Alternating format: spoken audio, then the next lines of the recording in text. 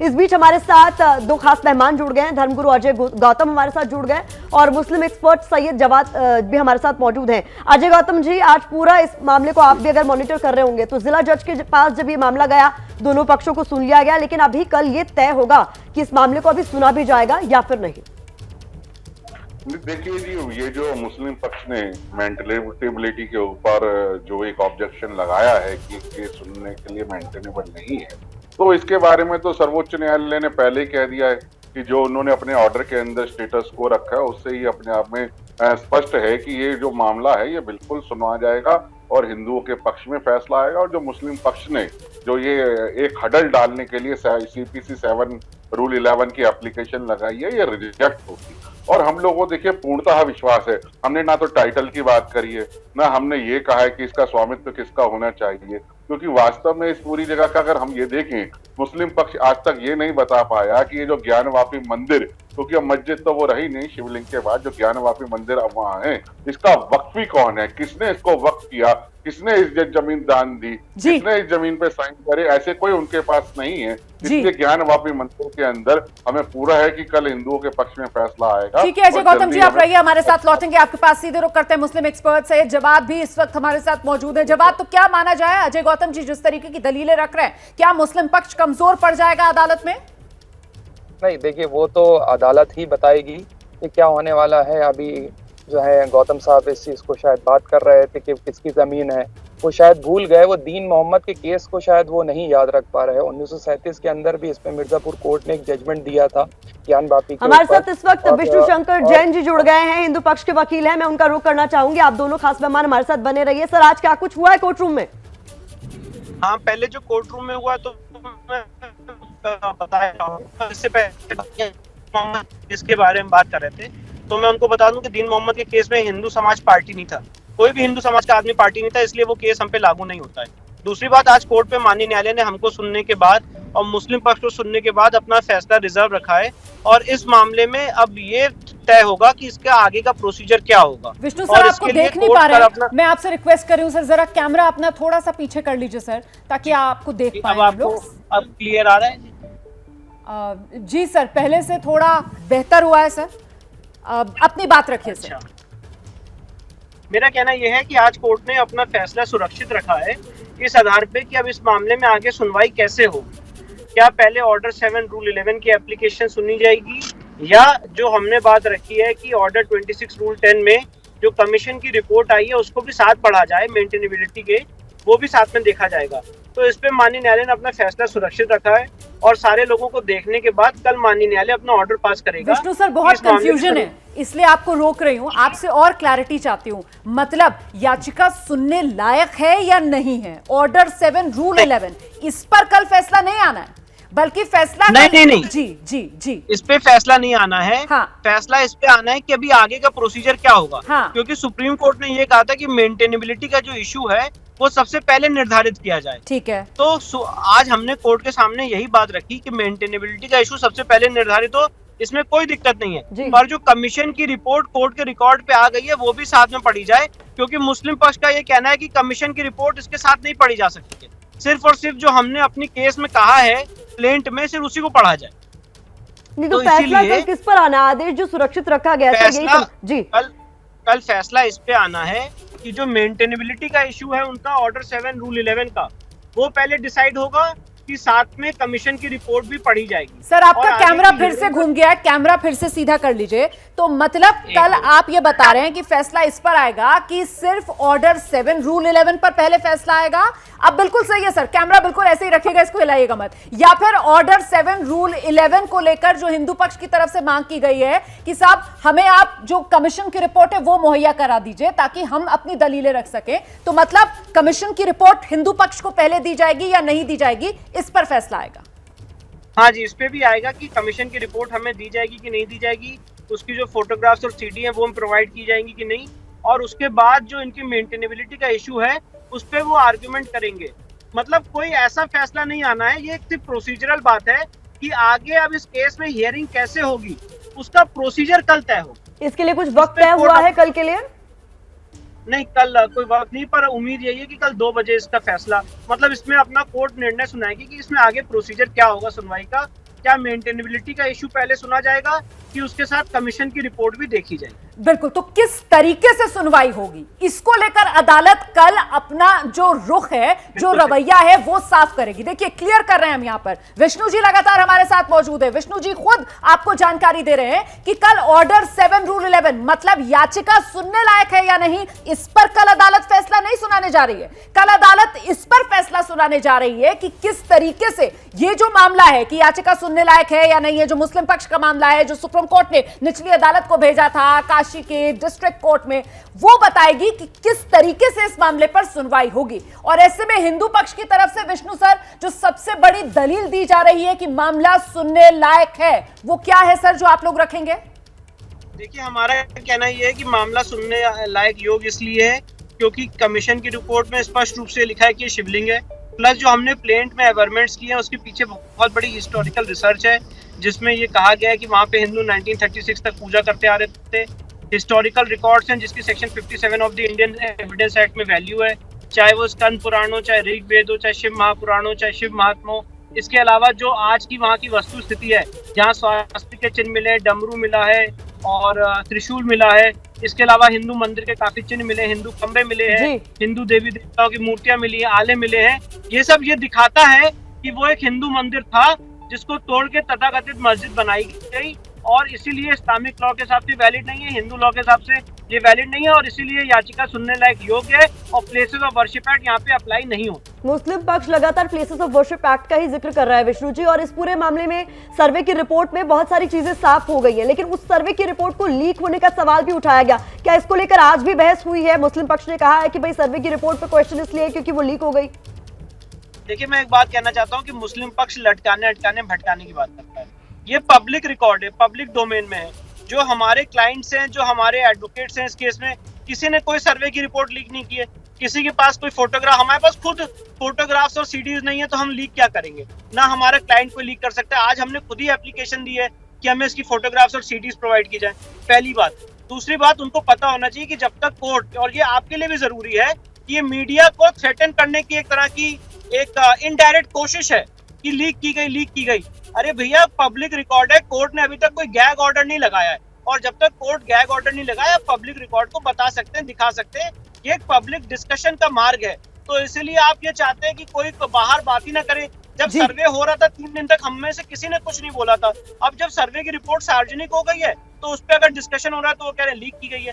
8 पन्ने की रिपोर्ट है जिसकी हमें कॉपी दी गई है, अब उसमें क्या लीकेज का इश्यू है मैं तो आज तक समझ ही नहीं पा रहा हूँ। तो ये सिर्फ और सिर्फ अननेसेसरी एक कंट्रोवर्सी क्रिएट करने की बात है जिसमें कोई कंट्रोवर्सी है नहीं। लेकिन इसी के चलते तो वो जो पहले कोर्ट कमिश्नर थे अजय मिश्रा जी, उनको भी अदालत ने हटा दिया था ना। अच्छा, मेरा सवाल आपसे ये है सर कि ये जो कमीशन की रिपोर्ट है, जो आप लोग चाह रहे हैं कि आपको इसका एक्सेस दे दिया जाए, तो अगर ये मिल जाता है ऑर्डर 7 रूल 11 पर सुनवाई से पहले, तो फिर क्या हिंदू पक्ष अपनी दलीलें और मजबूती से रखेगा? उससे क्या हिंदू पक्ष और मजबूत हो जाएगा? ये बहुत बड़ा एक तरीके से अचीवमेंट होगा हिंदू पक्ष के लिए।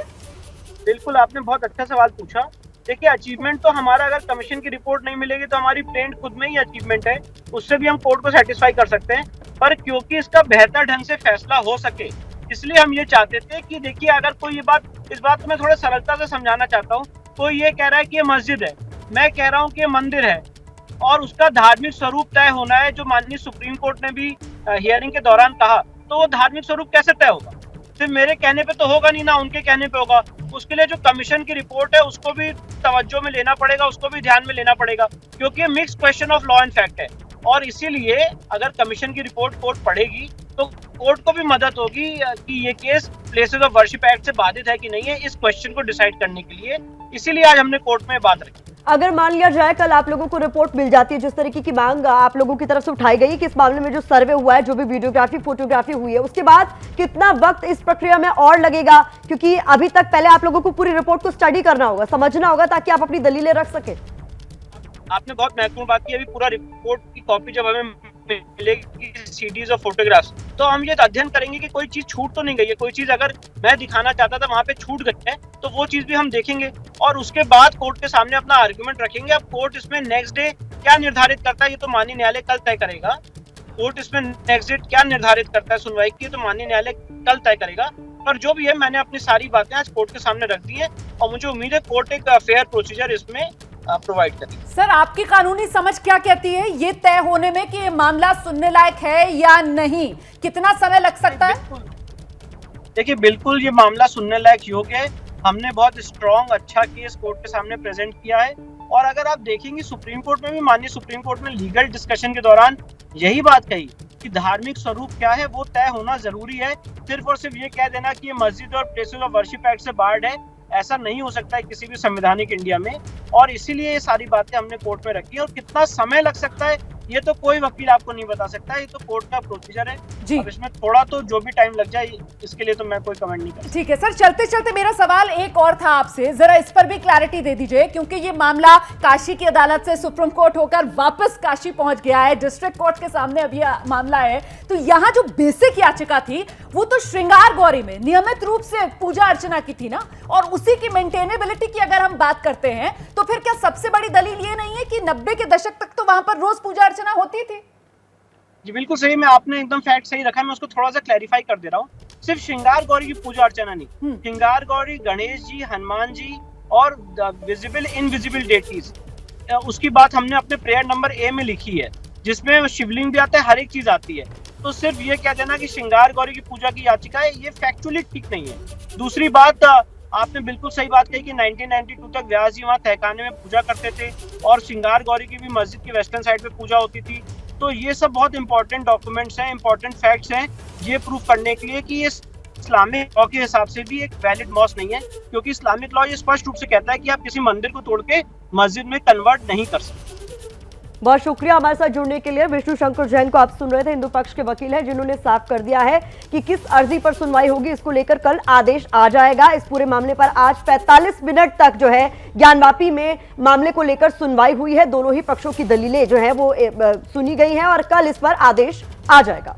काशी के डिस्ट्रिक्ट कोर्ट में इस मामले में आज की सुनवाई पूरी हो गई है। अदालत कल यह तय करेगी कि मामला चलने लायक है या नहीं। जो मुस्लिम पक्ष की तरफ से अर्जी लगाई गई है इस मामले को खारिज कर देने की, उस पर सुनवाई किस तरीके से हो। 45 मिनट तक ज्ञानवापी केस को लेकर इस मामले में सुनवाई होनी चाहिए या नहीं, अदालत में आज जिरह हुई है। हिंदू पक्ष, मुस्लिम पक्ष, दोनों पक्षों की तरफ से अपनी अपनी दलीलें रख दी गई हैं। इस सब के बीच हिंदू पक्ष की तरफ से मांग की गई कि वो जो सर्वे हुआ था उस कमीशन रिपोर्ट को हिंदू पक्ष को मुहैया कराया जाए या फिर उसको सार्वजनिक किया जाए, ताकि अपनी दलीलों में ऑर्डर 7 रूल 11 के तहत जिरह करने के लिए हिंदू पक्ष उस कमीशन की रिपोर्ट का इस्तेमाल कर सके। इस सब के बीच आज की जो सुनवाई हुई है उस पर मुस्लिम पक्ष की तरफ से जो प्रतिक्रिया आई है आपको सुनाते हैं वकील अभय यादव से एबीपी न्यूज की खास बातचीत।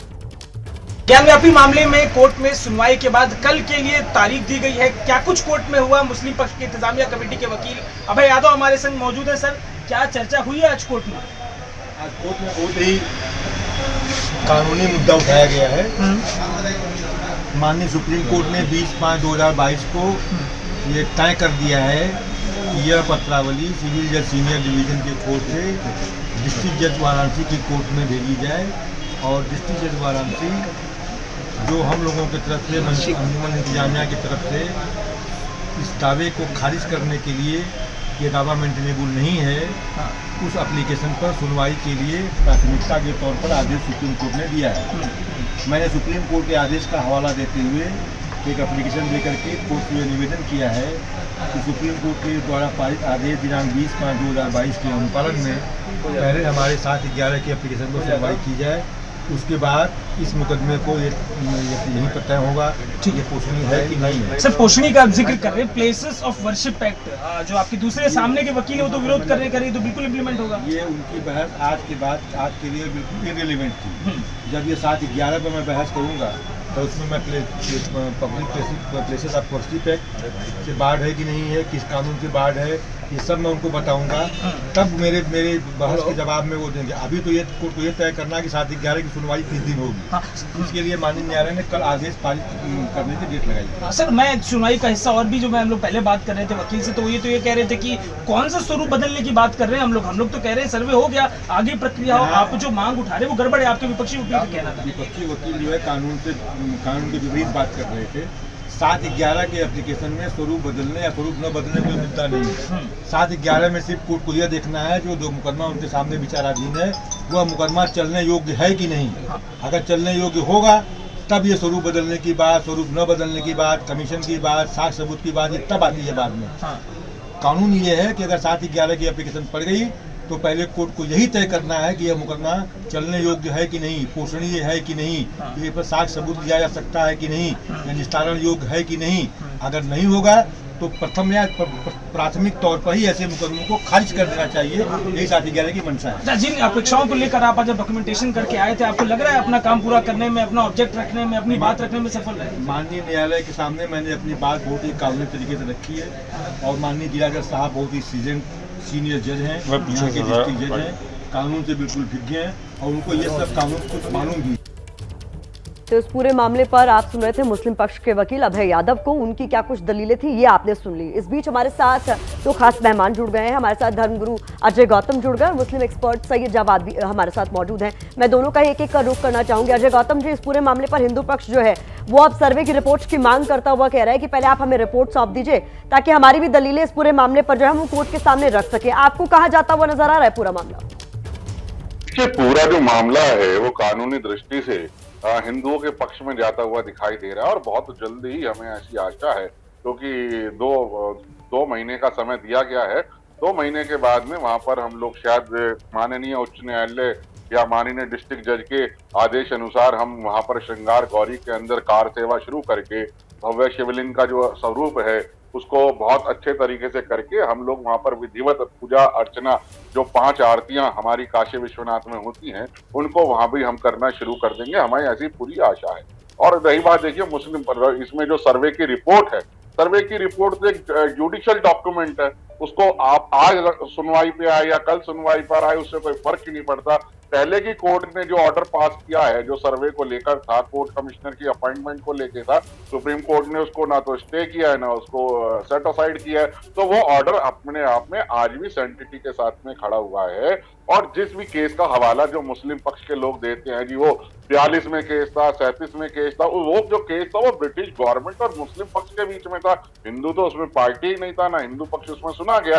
हिंदू पक्ष तो अब सामने आया है। ठीक है। तो प्राइमा फेसाई इतने सारे सबूत मिले हैं कि जो ज्ञानवापी मंदिर है वहां जल्दी ही कार सेवा हम लोग शुरू करें। चलिए सैयद जवाद का रुख करते हैं। मुस्लिम एक्सपर्ट इस वक्त हमारे साथ मौजूद है। सैयद जवाद, आपने अजय गौतम को सुना, वो कह रहे हैं ज्ञानवापी मस्जिद नहीं अब ज्ञानवापी मंदिर कहिए, बहुत जल्द अदालत की तरफ से फैसला आने को लेकर हिंदू पक्ष उम्मीद लगाए हुए है। नहीं ठीक है, देखिए अब जब कोर्ट के अधीन ये मामला है इस पे ज्यादा मेरा या किसी का भी जो है वो टीका टिप्पणी करना ठीक नहीं होगा जो मैं समझ पाया। लेकिन इससे पहले कि आप प्रोसीजिंग देखिए कि क्या हो रहा है और क्या नहीं हो रहा है, इससे पहले जो है अभी कोर्ट के अंदर सर्वे की रिपोर्ट भी नहीं देखी जाती और बाहर आकर के जो है उसके ऊपर बातें और चर्चा करना और लीक जो है वो हो जाती है कि जो है सर्वे की रिपोर्ट लीक हो गई, ऐसा हो गया वैसा हो गया। मुझे लगा था कि लोग जो है बड़े इस संवेदनशील मुद्दे को बहुत ही खामोशी के साथ, तसल्ली के साथ इस मसले के ऊपर आगे बढ़ेंगे। बहुत धैर्य रखने की ज़रूरत है, बहुत शब्दों को सोच करके समझ करके बोलने की ज़रूरत है।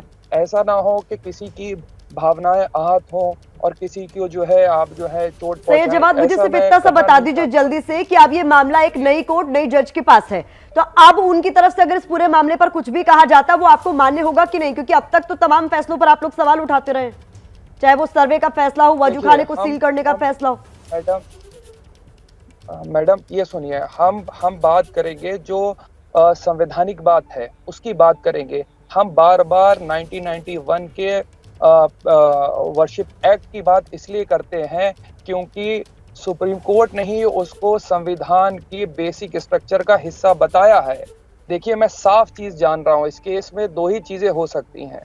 इस केस में सरकार को, केंद्र सरकार को या तो प्लेसेस ऑफ वर्शिप एक्ट जो है वो चेंज करना होगा और चाहे आप ये बात बहुत के शुक्रिया अंदर ये आपका अपना मामला नजरिया रखने के लिए, लेकिन कुल मिलाकर जिस बात का आप जिक्र कर रहे हैं ये तो मुस्लिम पक्ष का नजरिया है ना। वहीं हिंदू पक्ष की तरफ से तो कहा जाता है कि 1991 प्लेसेस ऑफ वर्शिप एक्ट जो मुस्लिम पक्ष सबसे बड़ी दलील दे रहा है उसके दायरे में आता ही नहीं है ये मामला। तो मिशन जापान पर हैं प्रधानमंत्री नरेंद्र मोदी। 2 दिन जापान में टोक्यो में प्रधानमंत्री नरेंद्र मोदी हैं। अब से कुछ ही देर में भारतीय समुदाय टोक्यो में उसको प्रधानमंत्री नरेंद्र मोदी का संबोधन भी है, और उससे पहले वहां मौजूद भारतीयों से एबीपी न्यूज संवाददाता विकास भदौरिया ने की है खास बातचीत, सुनाते हैं आपको। प्रधानमंत्री नरेंद्र मोदी भारतीय समुदाय के कार्यक्रम को संबोधित करने वाले हैं। इंपीरियल का ये हॉल आप देख सकते हैं, यहाँ पर थोड़ी देर में छकाछक भर जाएगा। लोग यहाँ पर अभी पीछे की तरफ खड़े हुए हैं। यहाँ तकरीबन 700 लोगों के बैठने का इंतज़ाम है। कोविड के रिस्ट्रिक्शन की वजह से इसको बहुत ही सीमित संख्या में किया गया है। यहाँ पर भारतीय समुदाय में ज़बरदस्त उत्साह है और ये देखिए पीछे मंच तैयार है जहाँ पर प्रधानमंत्री नरेंद्र मोदी अब से कुछ देर बाद आएंगे और यहाँ पर भारतीय समुदाय को संबोधित करेंगे। यहाँ देखिए बने ठने युवा पहुँचे हुए हैं। भाई अभी तो उम्र बहुत कम है, कुछ कर गुजरने का वक्त है। कर रहे तो प्रधानमंत्री क्या प्रेरित करते हैं कुछ कर गुजरने को? बिल्कुल हमारे लिए प्रेरणादायक है वो। आज इंडिया को इस लेवल पे लेकर आए। जापान में सब हम इकट्ठा हुए, हम ज्वेलरी जवाहरात फील्ड से हम सब यहाँ पे, तो वो प्रेरणादायक है हमारे लिए। तो आपको आज की स्पीच से क्या उम्मीद है, क्या कहकर जाएंगे प्रधानमंत्री, आपको क्या लग रहा है? मेरे हिसाब से मोदी जी यहाँ पर आए हैं तो जापान में बहुत नई जापान से कांटेक्ट करेंगे और हमारे देश के लिए बहुत कुछ नई चीज़ें लेकर आएंगे जो जापान के अंदर बहुत टेक्नोलॉजी है और वो टेक्नोलॉजी इंडिया में हमें चाहिए। वो जापान के पास है और वो हमको एक तरह से फ्री के भाव में देने के लिए रेडी है, बिकॉज उनको पता है कि उनकी वो टेक्नोलॉजी अब यहाँ पर एकदम कोई काम की नहीं रही है। वो उन्होंने हर जगह पर उसको यूज़ ले लिया है। कहाँ के रहने वाले? सर हम अजमेर ब्यावर से रहने वाले हैं। यहाँ 12 साल से जापानी सर यहाँ पे सर वो आज तक इतने प्राइम मिनिस्टर देखे हमने, तो सर मोदी जी से सर यहाँ पे आप किससे भी जापानी से पूछोगे मोदी जी और गांधी जी। जयपुर राजघराना कह रहा है कि साहब ज्ञानवापी मस्जिद जहाँ पर है वो दरअसल वहाँ पर भगवान विश्वनाथ का मंदिर था, विश्वेश्वर का मंदिर था, वो उनकी संपत्ति है। क्या ये मामला यहाँ पर मैटर करता है? सर यहाँ पे करता है, मैटर करता है सर, मैटर करता है, लेकिन सर आस्था का विषय है तो वो अलग प्लेटफॉर्म पे है। मैं ये कहना चाहूँगा कि आप ये बहुत एक यहाँ पे हमारे लिए बहुत बड़ा इवेंट है कि मोदी जी यहाँ आ रहे हैं, मगर उनके साथ अमेरिका भी, ऑस्ट्रेलिया भी, और ये जो क्वाड है, और अभी आपने देखा होगा कोरोना की वजह से जो 2 साल से सप्लाई चेन में इतना ज़बरदस्त, इंडिया ही नहीं पूरे विश्व में इतनी मुसीबत आई है, उसके लिए हमें लगता है कि कुछ ना कुछ यहाँ पे हो सकता है। पैसिफिक जो मीटिंग थी उसमें इस पर विस्तार से चर्चा भी हुई है। आप क्या करते हैं और प्रधानमंत्री को क्यों सुनने आए? जी हम यहाँ पे आईटी में काम करते हैं, मैं साइबर सिक्योरिटी में काम करता हूँ। हम यहाँ पर इसलिए सुनना है बिकॉज मिस्टर मोदी हमारे सब के लिए एक प्रेरणा के स्वरूप हैं। हम सब भारत के अलग अलग प्रदेशों से आते हैं, बट हम सब मोदी जी का बहुत सम्मान करते हैं। आज हमको इसलिए यहाँ पे मिलने आए हैं। आप कहाँ से? सर मैं बनारस से हूँ और मुझे ज्ञानवापी का मसला बड़ा गर्म है। सर वो तो होना भी चाहिए, ठीक है, अब ज़्यादा मैं गहराई में नहीं जाऊँगा, पर आज मैं मोदी जी को सुनने गहराई में तो जा रहा है, कमिश्नर कोर्ट कमिश्नर तक है। सर वो तो कोर्ट की बात है ना, अब हम लोग क्या टिप्पणी करें उसके ऊपर। हम लोग मोदी जी को सुनने के लिए इसलिए आए क्योंकि मोदी जी के पास एक विज़न होता है, और इस बार वो जैसे हर बार जब आते हैं तो इकोनॉमिक विज़न भी होता है और एक कल्चरल विज़न भी होता है। कैसे? हाँ सर, और जैसे कि मतलब इंडिया और जापान में कल्चरल रिलेशनशिप भी बहुत पुराने हैं और इकोनॉमिक रिलेशन स्ट्रांग हो रहे हैं, तो ज्ञानवापी का मसला क्या यहाँ पर मैटर कर रहा है? मैटर करता है सर। कैसे? सर देखिए, भारत की जो धरोहर है और बाबा विश्वनाथ की इतनी बड़ी जो पूंजी है हमारे पास, अगर वो बाहर आती है तो हमें भी बहुत सारी प्रेरणा मिलेगी। हम भी बता पाएंगे कि ये हमारी हिस्ट्री थी, है जो अभी, और हम भी लोगों को यहाँ से ले जाएंगे, दिखाएंगे देखिए हमारे पास था और है। और ज्ञानवापी मंदिर का दर्शन करके आएंगे, सब लोग जाएंगे यहाँ से सर। हर हर मोदी, हर हर मोदी, घर घर मोदी, घर घर मोदी, मोदी हर महादेव। एक चीज़ देखिए, हर हर महादेव के यहाँ पर नारे लग रहे हैं। बनारस से भी कुछ लोग हैं, काशी विश्वनाथ और ज्ञानवापी के मसले पर वो यहाँ पर जिक्र कर रहे हैं, और प्रधानमंत्री नरेंद्र मोदी के आने का इंतज़ार है। यहाँ पर तमाम भारतीय समुदाय के लोग पहुँच चुके हैं। पल पल का अपडेट सबसे पहले एबीपी न्यूज़ पर। कैमरामैन मान के साथ विकास भदौरिया, एबीपी न्यूज़, टोक्यो।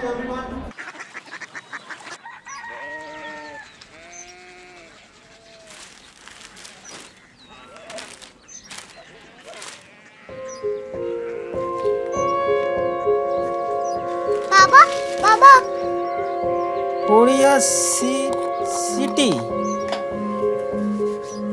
जानी ना।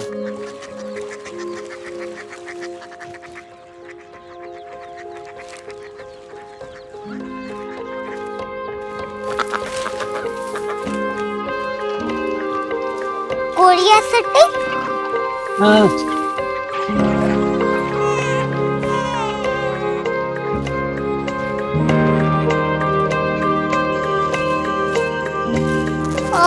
कोरिया सिटी कहाँ पे है? शहर अंग्रेजी लगे हैं।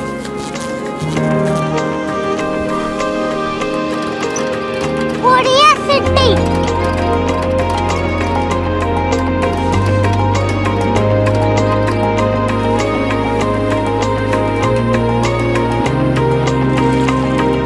वो बहुत दूर है।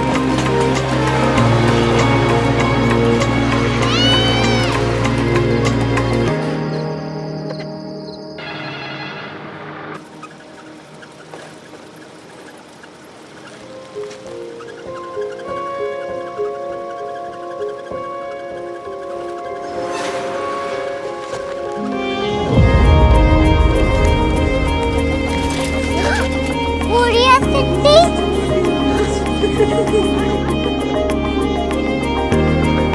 दुनिया कुछ लोग बड़े होते हैं। कोरिया सिटी कहाँ है? प्रोफेसर साहब को पता होगा। हो ये छोटा वाला ग्लोब लगता है और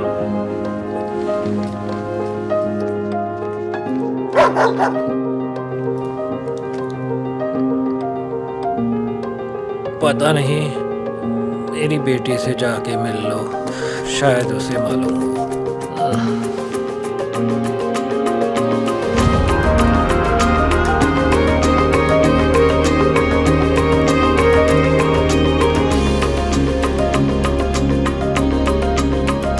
हाय, बाबा ने भेजा है। Come here. Korea city? Korea city नहीं, क्यूरियोसिटी। वो क्या? That's what brought you here? जो तुम्हें यहाँ तक ले आया। क्यूरियोसिटी।